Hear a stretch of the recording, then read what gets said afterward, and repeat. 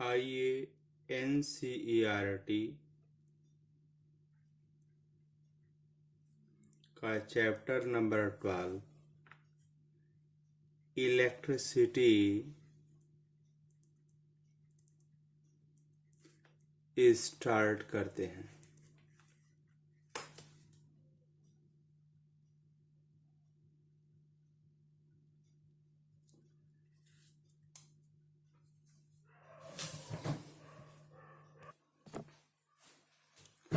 तो इस चैप्टर को स्टार्ट करें इसके पहले हम लोगों को कुछ बेसिक चीज़ें पता होनी चाहिए। पहली बेसिक चीज़ जो पता होनी चाहिए वो व्हाट इज मीन्ट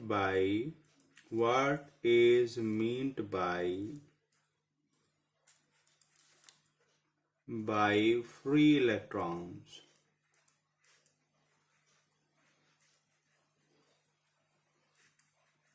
ये फ्री इलेक्ट्रॉन्स क्या होते हैं?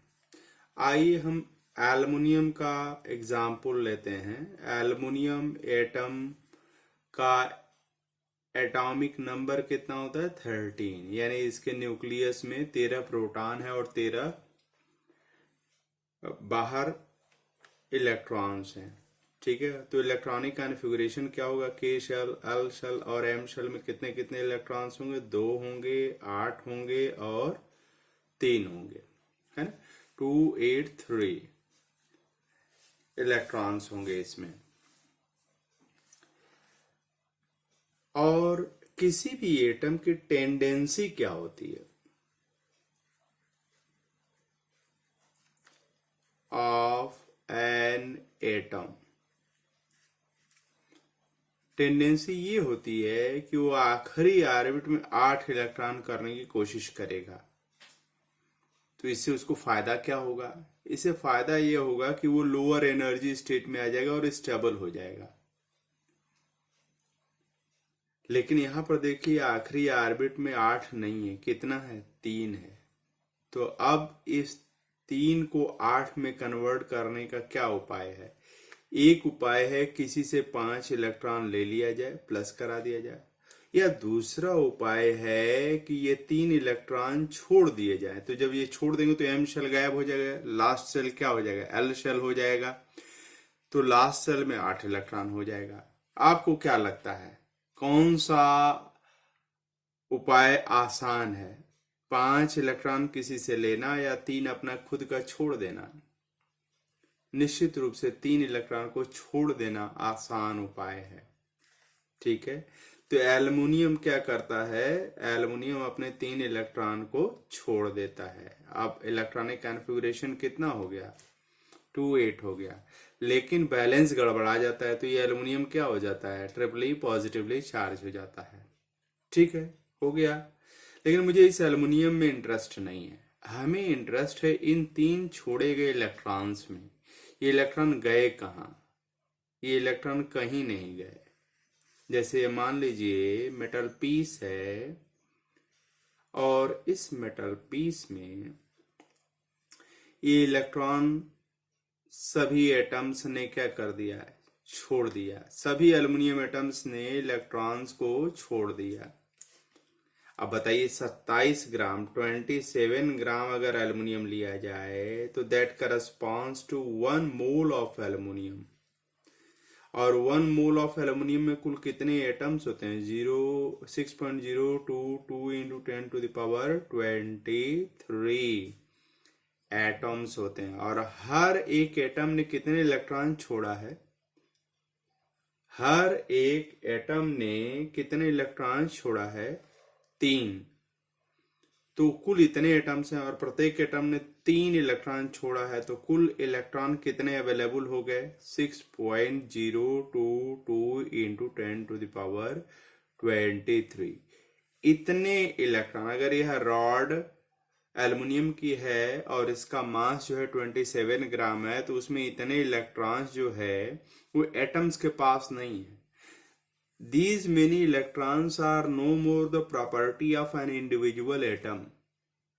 सभी एटम्स ने मिल करके इनको छोड़ दिया, तो जाएंगे कहाँ? वो crystal, they will be the part of the crystal, और उसके भीतर रहेंगे और मुक्त रूप से इधर उधर क्या करेंगे, गतिशील रहेंगे, है ना, गति करते रहेंगे, here and there random motion करते रहेंगे। रैंडम मोशन मतलब समझते हैं, ऐसे ऐसे ऐसे करते रहेंगे। तो इसके पास एनर्जी इसके लिए कहाँ से आएगी, एनर्जी आएगी टेम्परेचर के कारण, ठीक है, ओके।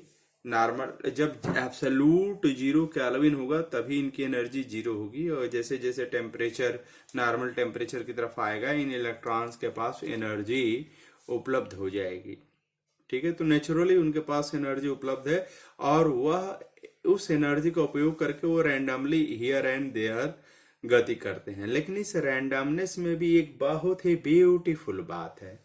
क्या ब्यूटीफुल बात है, यहाँ पर अगर एक क्रॉस सेक्शन अगर ले लिया जाए तो एट ए टाइम जितने इलेक्ट्रॉन्स रैंडमली इधर से इधर जा रहे हैं उतना ही इलेक्ट्रॉन्स इधर से इधर आ रहे हैं। यानी नेट फ्लो कितना है, net flow of electrons through a cross section is 0। Net flow 0 रहेगा, ठीक है। मूवमेंट हो रहा है नो डाउट, बट ये मूवमेंट ऐसे ढंग से होगा कि कोई भी क्रॉस सेक्शन ले लीजिए तो जितने इलेक्ट्रॉन्स इधर जाएंगे उतने ही इलेक्ट्रॉन्स इधर जाएंगे, तो नेट फ्लो शून्य हो जाएगा।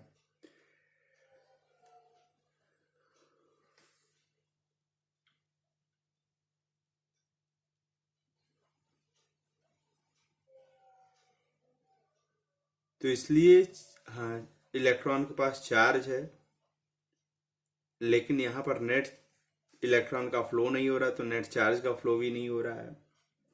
लेकिन इस कहानी में ट्विस्ट आ जाएगा अगर इस एल्युमिनियम के रॉड के सिरों के बीच में, मैं बार बार एल्युमिनियम बोल रहा हूं, एल्युमिनियम मतलब मेटल, कोई भी मेटल ले लीजिए, ठीक है। Aluminium is a representative metal, है ना। वो आयरन भी हो सकता है, वो कॉपर भी हो सकता है, वो सिल्वर भी हो सकता है, वो गोल्ड भी हो सकता है, ठीक है। सब में ये फ्री इलेक्ट्रॉन्स होते हैं, है ना। और ये फ्री इलेक्ट्रॉन्स ही मेटल्स के सारे मेटालिक गुणों के लिए जिम्मेदार है, जैसे लस्चर उसमें होना, good conductivity of heat and electricity होना, उसके लिए जिम्मेदारी इन्हीं फ्री इलेक्ट्रॉन्स की है, ठीक है।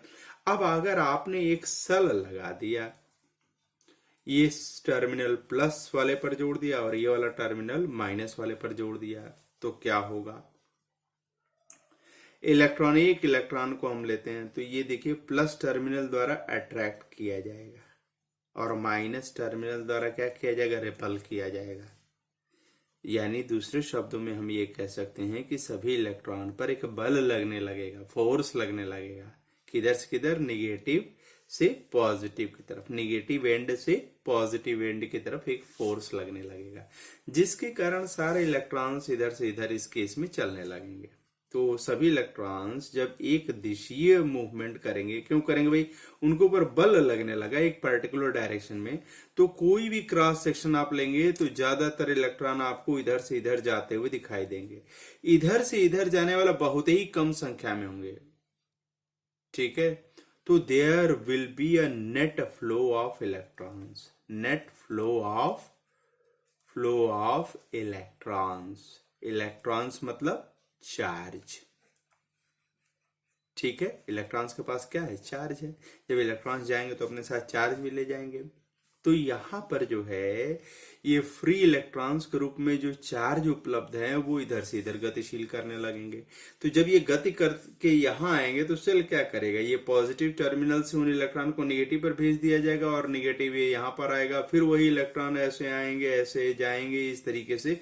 तो सेल लगाने पर क्या होगा, उन्हीं इलेक्ट्रॉन्स को बार बार इसमें क्या कराया जाएगा, सर्कुलेट किया जाएगा, है ना। और जब कभी भी आप इस मेटालिक कंडक्टर को देखेंगे तो उसमें इलेक्ट्रॉन्स जो है इधर से इधर जाते हुए दिखाई देंगे और इलेक्ट्रॉन्स के पास चार्ज है, तो आप कह सकते हैं कि इसमें चार्ज फ्लो होने लगा, इस कंडक्टर के भीतर चार्ज फ्लो होने लगा। तो जब चार्ज फ्लो होने लगता है तो हम बोलते हैं कि इसमें इलेक्ट्रिक करंट बहने लगी, ठीक है।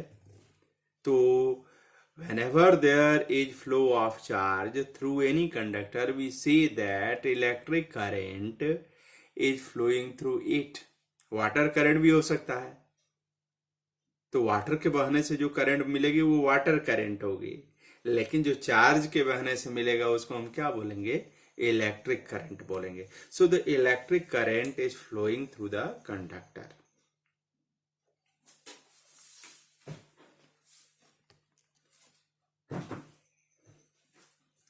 और जो कोई भी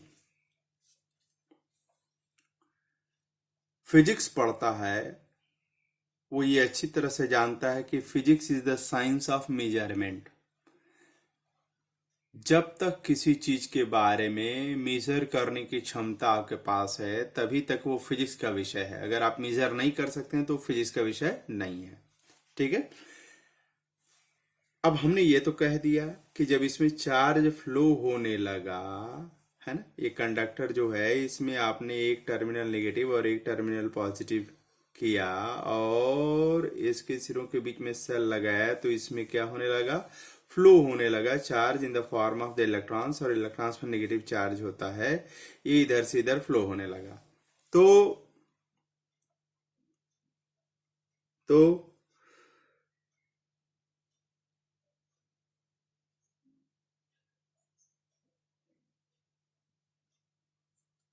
अब अगर यहाँ एक सेल की मात्रा अगर बढ़ा दिया जाए तो क्या इलेक्ट्रिक करंट की मात्रा बढ़ जाएगी कि घट जाएगी? बट आप ये से ज्यादा हो जाएगी, ज्यादा चार्जेस फ्लो करेंगे. इसलिए हमें इस इलेक्ट्रिक करंट को नापने का उपाय खोजना पड़ेगा. ठीक है. तो how to measure the current, how to measure the electric current through a conductor.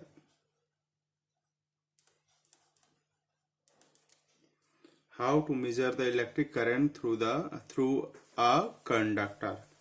कैसे इसको मेजर किया जाए, है ना. तो अब मान लीजिए कि इस कंडक्टर में जो चार्ज बह रहा है, मान लीजिए टी समय में चार्ज कितना फ्लो कर गया? क्यू. तो यूनिट टाइम में कितना फ्लो करेगा? It will be Q by T.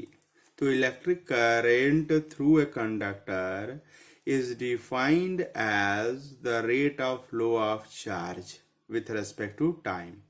मतलब यूनिट टाइम में, अगर यूनिट टाइम में टी समय में कितना चार्ज फ्लो किया? क्यू. तो यूनिट टाइम में कितना हुआ? Q by T. इसी को हम बोलते हैं इलेक्ट्रिक करंट, है ना. इसी के जरिए हम इलेक्ट्रिक करंट को मेजर करते हैं. So electric current is equal to how much charge flown by time taken. ठीक है. अब बताइए S I unit of electric current क्या होगा? इसके हिसाब से ये क्या होगा? कूलाम पर सेकेंड हो जाएगा, और इसी को एम्पियर बोलते हैं. क्या बोलते हैं? एम्पियर. और सिंबल क्या है? कैपिटल ए है. ठीक है.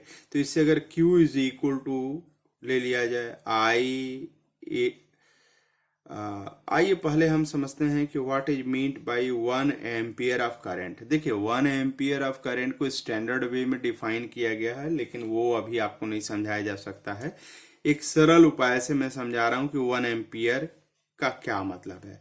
अगर मान लीजिए किसी कंडक्टर के थ्रू जो है 1 कूलाम चार्ज फ्लो किया है, कितने समय में? T is equal to 1 second में, तो हम बोलेंगे कि उसमें बहने वाली करंट कितनी है? 1 coulomb by 1 second, that is equal to how much?